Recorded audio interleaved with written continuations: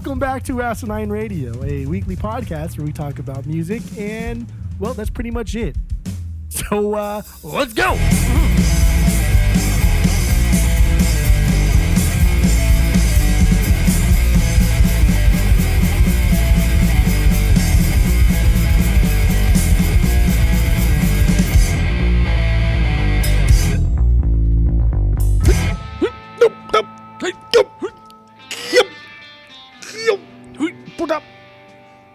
This is Asinine Radio. This is the weekly music podcast where every week we take whatever artist we're doing, whatever band we're doing, and then we rank all of their records. So we're doing MIA, if you didn't already know, and we're going to rank her 5 records from worst best to her best. And we're also going to give our biggest banger from each of those. But before we do that, we're going to do our 6 Degrees of Tom DeLonge. If you don't know what that is, look up the 6 Degrees of Kevin Bacon. Same idea, whatever. Also, go to Apple Podcasts while you're listening. Go rate, review, and subscribe to us on there. Follow us on social media at Asinine Radio. And if you didn't already know, my name is Tyler, and way out there, hundreds of miles away, way out there in the ether, is Jeff. Now, just let's get right into the ranking. Or no, let's get into the 6 Degrees of Tom DeLonge. I only have 1 today. I don't know how many you have, but you probably have 2, I assume, at least? Yeah, I got 2. Okay, so let's start with you first. Let's go. Go. I'll do an easy one. This is MIA to Diplo, right? Yep. They're in a relationship. They've worked together. Diplo remixed "Can a Drummer Get Some" by Travis Barker. Okay. Travis and Tom. Travis Tom, easy peasy right there. Easy right? peasy, a little cheap, but it worked. It works. So I'm not complaining. So what I have here, let me bring it up. Okay, so we start with MIA. Then we go to Timbaland because he worked on one of her songs on this record, on the record that we're doing for the album of the week, the Collar record. Then we go from Timbaland to Kanye because they worked together extensively. We go from Kanye to Kim Kardashian because they're married, or they were married. I don't know if they still are.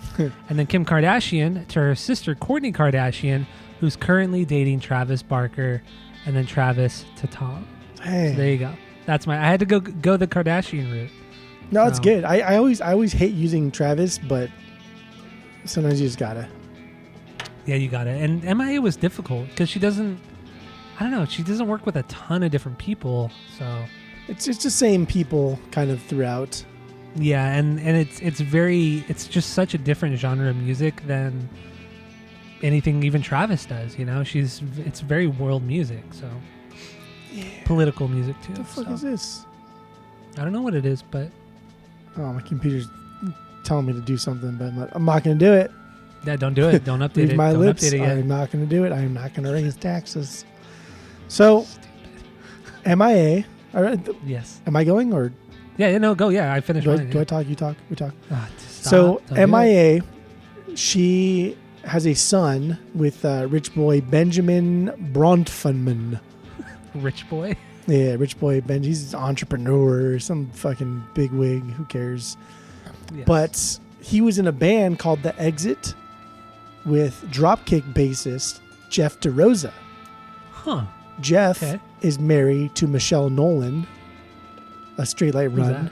Michelle Nolan is she's John Nolan's sister of Taking Back Sunday. Oh, okay. I did not know that. Holy yeah. shit, okay. So if I'm staying in the Taking Back Sunday realm here. Fred of Taking Back Sunday fame played as touring guitarist for Say Anything, specifically during their tour for the Hebrews album.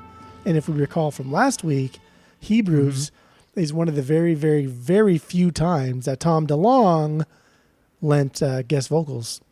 That's very true. We did talk about that last week. Also, you could have gone the route of Fred's band, The Color Fred. One of the very few tours he's done was opening up for Angels and Airwaves in 2007. 2008, I think it was, actually. Because I saw them on that tour. So, yeah, they opened up for Angels. The Color Fred. With The Color Fred. Yep. Okay. That was their first tour. First tour was opening up for Angels. Look at that. So, yeah, that's it. That's all I got. That's it. That's all you got. Okay, so let's just jump right into the rankings for MIA.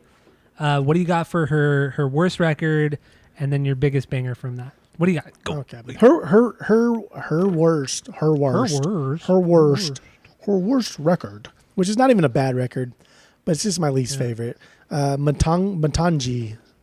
Matangi. Her fourth album, 2013.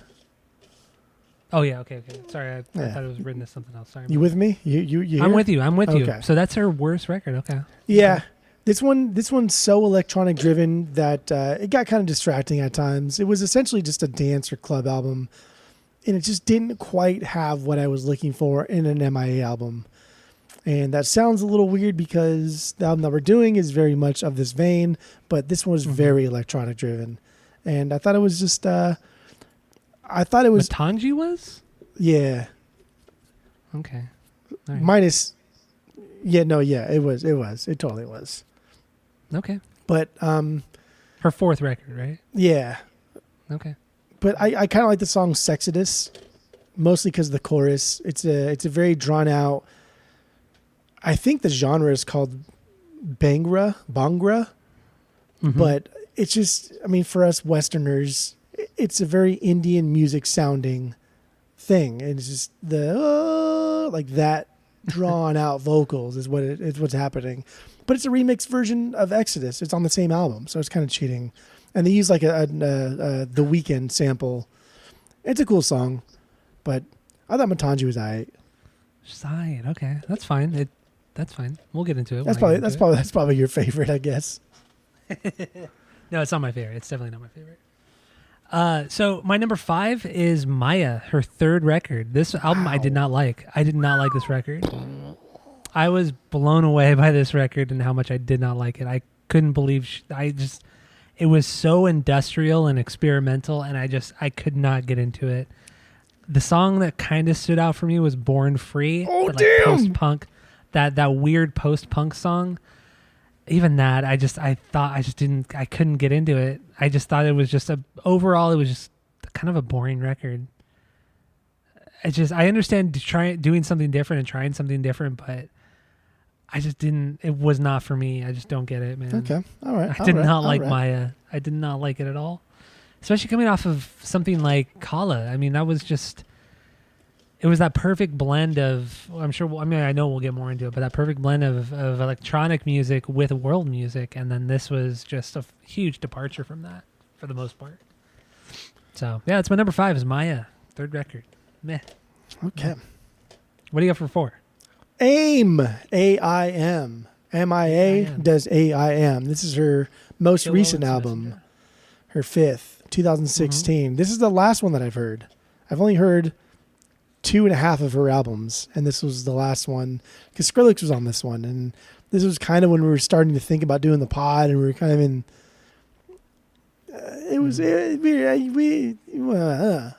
But this one, I feel like this one and Matangi are I don't know if I'm saying it right. Matangi.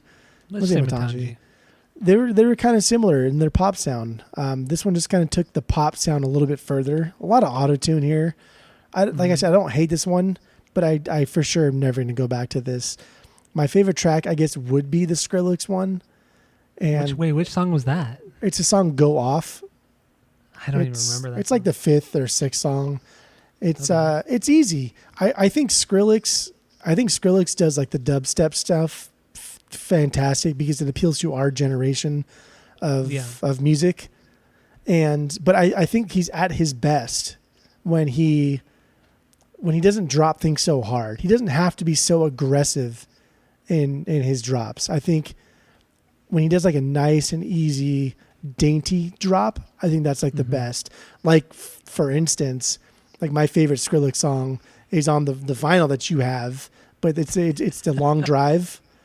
Like that is just a 6-minute. Like it never drops hard. It drops kind of hard sometimes, but then it goes right back into the soft, mediocre, like run of the mill shit.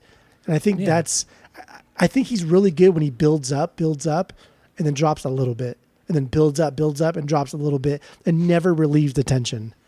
And that's what this song kind of reminds me of.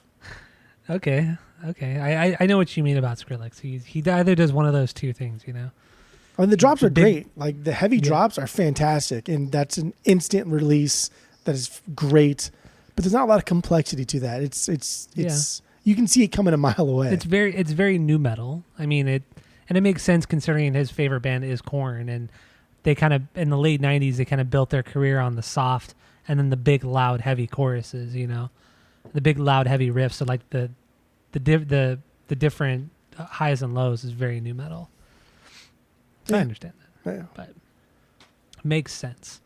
So that was your number 4. My number 4 is also AIM, her last record. I thought this was the first half was very much in the style of music at the time with more of the trap beats, still kind of in the club realm. And then the second half, I feel like she kind of had threw more of her like world sounding, the percussion, the more African sounding styles in there, which was cool. I mean, this was a good record. It wasn't bad. Like Maya was bad. That's a bad record. Wow. But AIM was good. AIM was good. I mean, I would never buy it on vinyl, but it was a good listen through. But yeah, it's my number 4. Like I'll never go back to it. Damn, Gina. The song Visa. I think the samples that she uses in this song, the beat is good. It's upbeat. It's more alongside like what she was doing earlier, like on Kala, or not. I wouldn't even say her first record, but more Makala. Or more Kala, sorry. Yeah, other than that, this record's whatever. Visa's good, but Okay. that's Okay. cool. Okay. That's cool, man. That's cool. So what do you got for number 3? Number 3, I'm still not at the 2 mark in our rankings. Mm-hmm. These are all sub 2s, including number 3. But number 3 for me is Maya. This is Okay. Much more electronic driven, down tempo. It's still got all the cool stuff that makes her amazing Think so? and unique. Yeah, there's. I mean, you said one of them, but this is just slower and it's electronic heavy. Like, Yeah. and It's very industrial though too. And I thought that she would hate this because she has a song that's just called "It Is What It Is." Yeah, I saw that and I hated that. So And she kept I saying it hated too, that. and it was hard to listen to because that's all we do is make fun of that phrase. And What it was difficult. wait, what was the other thing? Oh, the Aqua thing. I am what I am. Yeah. Oh man, that's a new one for me. Like I mean, obviously that's a popular saying, but it It's the wasn't same until fucking this thing. week. It's the same fucking thing. Yeah. Yeah, I hate it. I hate it almost as much as it is what it is. I am what I am. No, fuck that. That's just a stupid fucking comment. Like, it doesn't is. mean anything. It It just provides nothing. There's no context. There's no debate. There's no discussion. It's a definitive statement that is meant to Mhm. just kind of be obnoxious. be obnoxious. It's a really bad way of ending a conversation. Like you don't even want Interesting. to talk to the person anymore. You just don't want to talk to them anymore. Like when someone says, "Interesting," that's interesting. Which I mean, I do that. Yeah, What do you? I do that. Yeah, everyone Oh. does it. Everyone does it. No, there was like 2 pods ago where I yelled at you because You did yell at me. Yeah. I remember that. okay, all right. But the difference between that and it is what it is that usually when you say it is what it is or I am what I am, that's like you're in an argument and you're just like fighting with each other and you just want the argument to end, so you say those two things. And it doesn't resolve any sort of issue. It just means that you're being a dick and you don't want to have like any sort of resolution. But when you're saying interesting, like it's different. That's very different. It's very That's different. literally the exact It's same not thing. the same thing. It's not. The It same is. because It's a cop out. You're tired of the argument, so you don't want to do it anymore. And instead of saying, "I'm tired of this argument, I don't want to do it anymore," you just say, "That's interesting." It's more of a conversation. It's a better conversation ender because it's not abrupt. It's like, okay, we both kind of understand the conversation should shift to something else or it should end. So it's a better segue than it is what it is or I am what I am, because that just sounds rude. It's just Well, fucking those aren't obnoxious. segues. Those are They're just enders. complete enders. But but when you say interesting, it's a more of a segue than anything else. Yeah. It's true. It's true. It's interesting.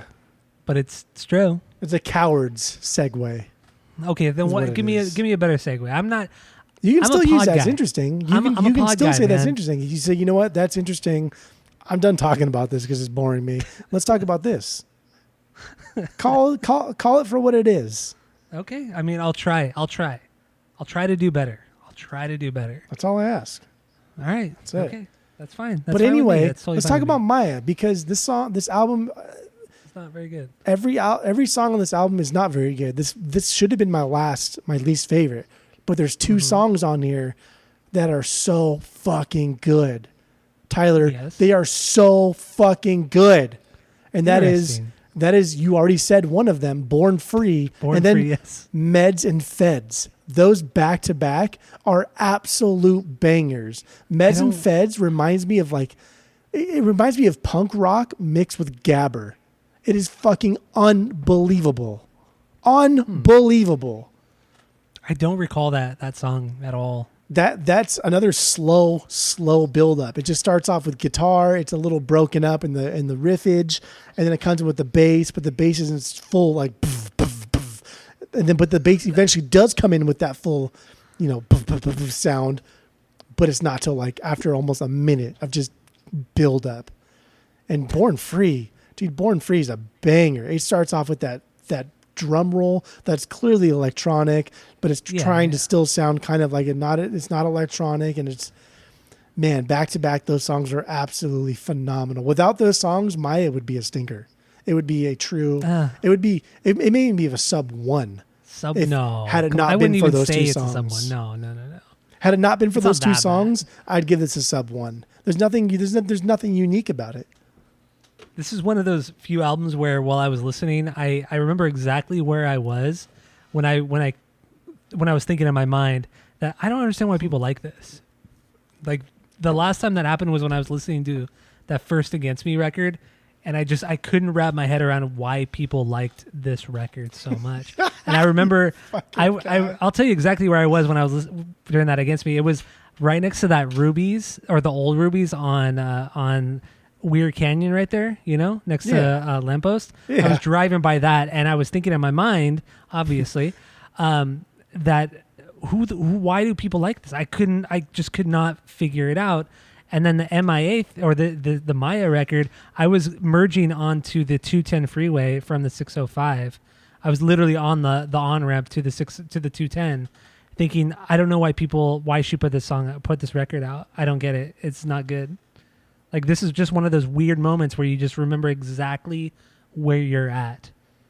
And I don't know. Like, I don't know. Has that ever happened to you where you just, like, you have this, like, memory burned into your mind?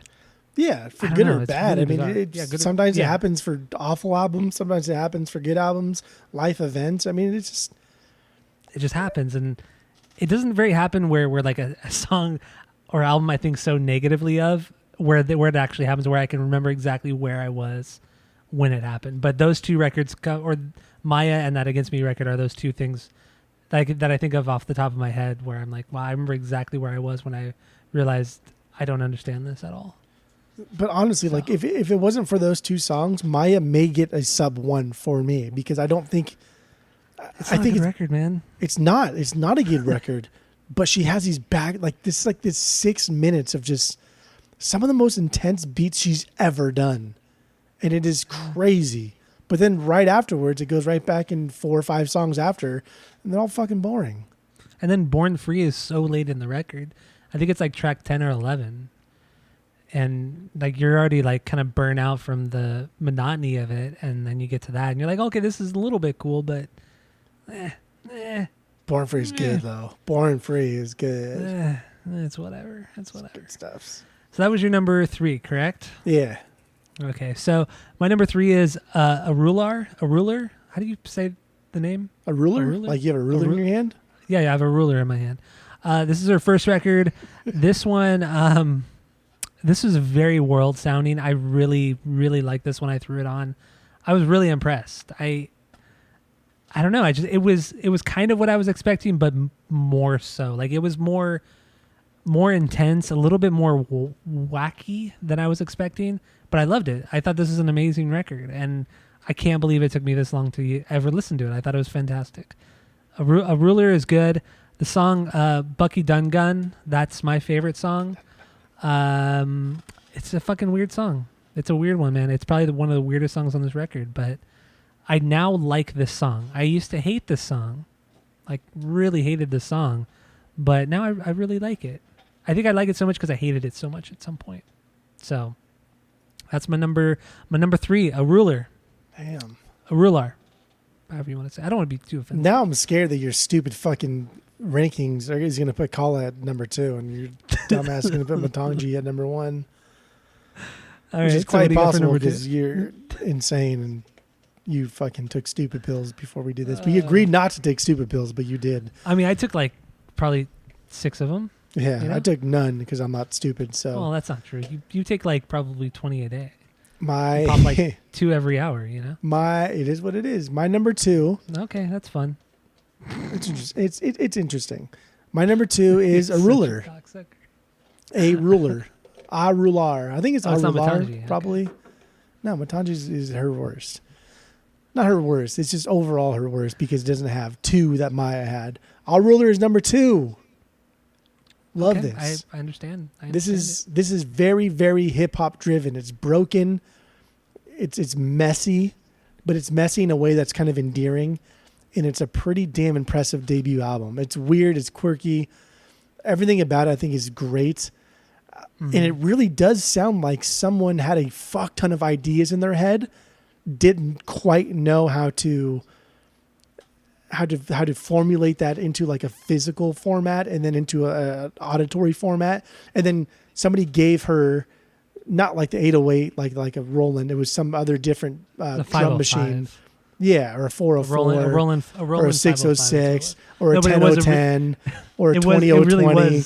It really was a Roland 505. Was it a 505? It really was a Roland 505, yeah. Like, I don't know. I literally know one drum machine, and that's like the 808. And Yeah, the 808 is that deep. It's just that beat, that really, really deep bass drum that like Korn used a lot in the early days. and Kanye. But that's all And right. Kanye, obviously. But yeah, like it just said like this album sounds like someone who has a lot of ideas and then was given something to formulate those ideas and did it in a very raw way. Like none of the songs here are produced in a way where it sounds like she sat down with somebody and they fleshed out these songs. It was just kind of like, hey, I have this fucking cool ass song, check it out, and she played it, and then someone else, because of the many producers that she had, they're like, oh, that's dope, dude. This is here. Let's add a little bit to this and just put it out. And that's what this album sounds like. It sounds like it was, I don't want to say rushed because I don't think it was rushed, but it just sounds like, and I also don't want to say first thought, best thought, because that's an annoying Feldman thing that we've used to the point of no return. Even though he didn't even coin that. I know. The worst part is I know. But he ruined it. He absolutely. He didn't coin it, but he ruined it. Yeah. But that's what I think this album has, is that sort of first thought, best thought type of approach to the songs. And it's messy. It's fucking all over the place. And it's like at some points it just sounds like nothing is even tight. Even though it has an electronic drum machine on it, things are loose. They're loose butthole on this. And it just doesn't make any sense. And then I totally fucking forgot about the Galang song. Like the Galang Galang, Purple Haze. Like that was my origin story, but like I totally forgot about that song. That sounds a fucking banger too. But my favorite song on here is what is it called? Sunshades? Fuck, I think I fucked it up. I think it's called Sunshades. I don't know. I don't remember. Well, now I'm trying to like stretch it out so I can look it up. Okay, but you know what? I think first thought, best thought should be on the no list for the pod. It should. Like- It should. We should like it come is up what with it something is. out. With I something am what I else. am. Interesting, and first thought, best thought. Those are the band.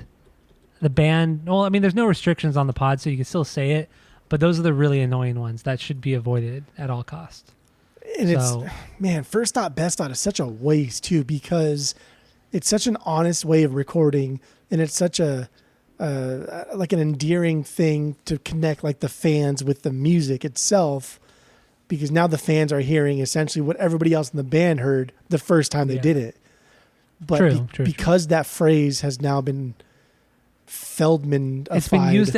It's because it's been used as an actual technique, and it's lost its almost lost its integrity, its charm. You know. Yeah, that's I it. don't- There you it's- go. That's it.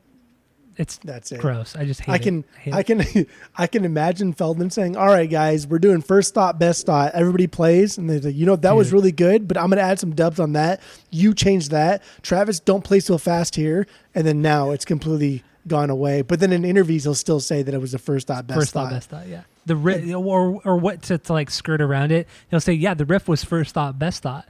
But then what about everything else that contributed to the fucking song? Oh yeah, like, fuck that yeah. guy. The riff that you played in the very beginning and then never again. That was the first thought, best thought. Oh, he's so annoying.